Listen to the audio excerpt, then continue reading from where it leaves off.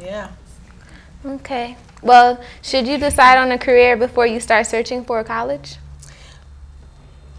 I think determining a career is really understanding who you are, understanding your interests. And I think we were talking a little bit before the show started, and you were talking about your involvements and how you're volunteering and you're doing different things outside of school.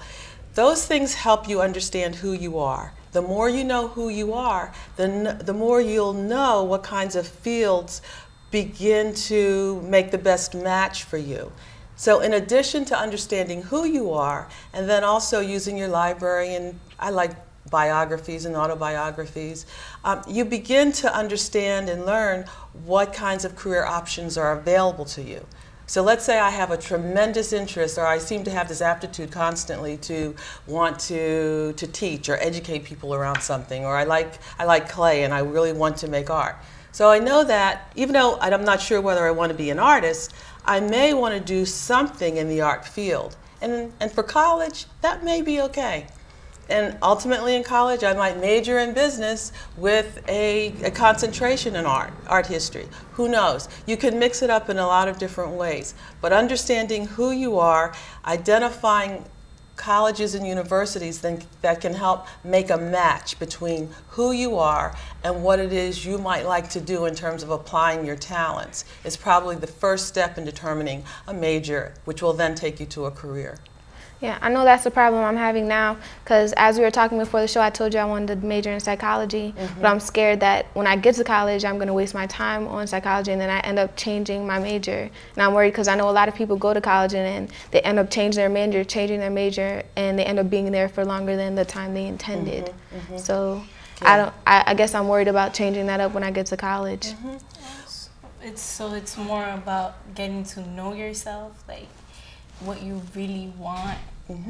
Like, Yeah, it is getting to know yourself, and at this point, you know that there's something about psychology that is very interesting to you.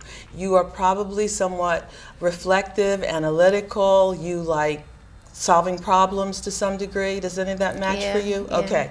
Let's say that you get to college though, and you're looking at and you're interacting, you're taking courses, and you like psychology, but you're really starting to think that mathematics might be more interesting, or social psychology, where you might want a little bit more sociology in your background. You're not sure.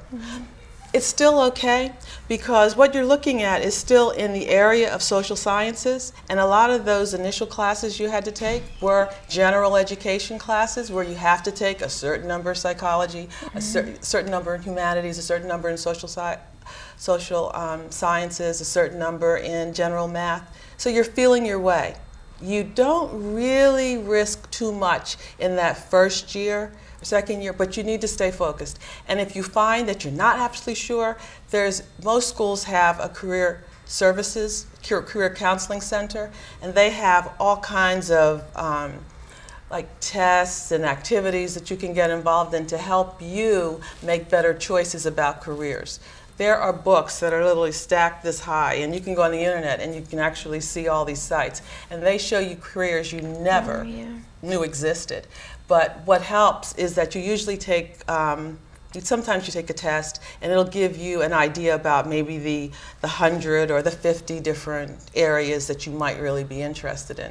So there are ways to narrow it down.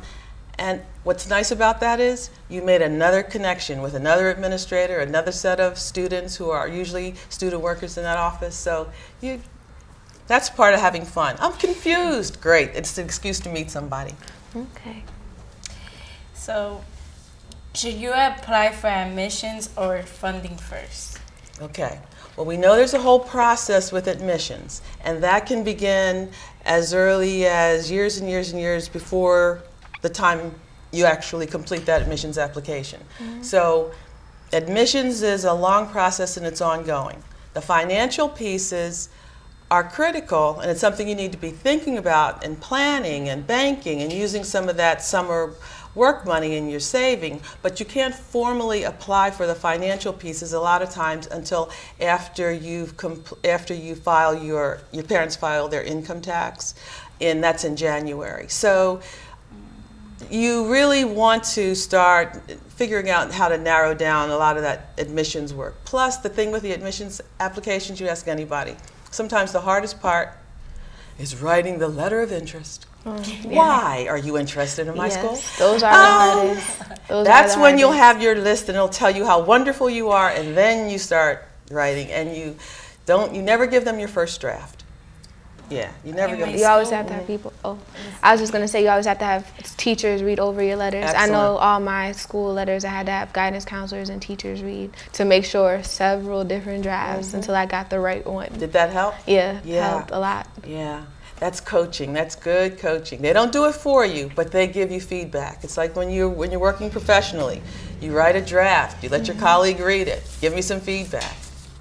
Well, since like Elizabeth High School has like so many different buildings. Yes. Well, we had to write like this year. We had to write a essay letter saying why do we want to go to a different building, or like for example, I'm in Halsey House. And I want to transfer to Jefferson House. Okay. I will have to write an essay letter why I want to go to Jefferson House. So what's my interest in there?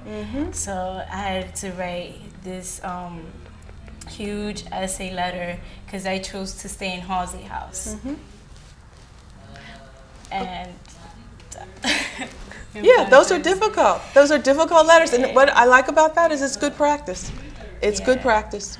So I worked on my essay letters, and hopefully they accept. Okay. Well, it's Okay. important. Well, I know this was a good conversation, but we have to wrap it up. That's it for YouthView. I'd like to thank our guest for coming in to talk with us today. For the students who are on their way to college, we hope that our guests gave you some helpful hints today. Stay tuned because next we have local, world news, and our college spotlight. Okay. Thank you.